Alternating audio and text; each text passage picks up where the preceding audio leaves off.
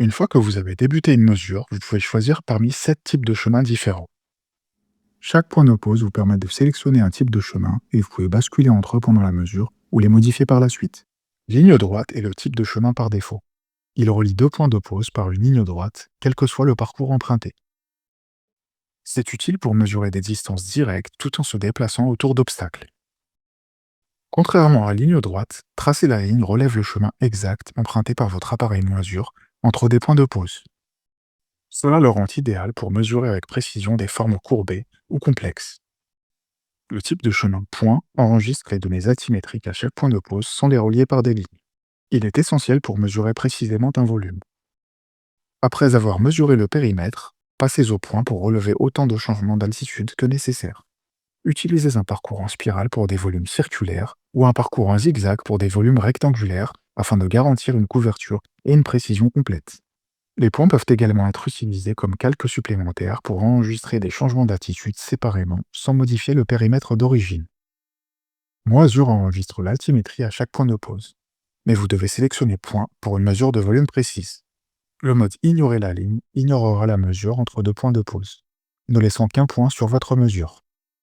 Il est indispensable pour ajouter des calques à votre mesure et pour vous déplacer à travers une mesure sans tracer de lignes supplémentaires, vous permettant ainsi de démarrer une nouvelle forme séparément. Le mode mur est un moyen plus efficace et plus rapide de mesurer des murs. Placez l'appareil sans la perche contre un mur pour le mesurer. Vous n'avez pas besoin de vous arrêter à chaque coin, car le mode mur les extrapolera pour vous.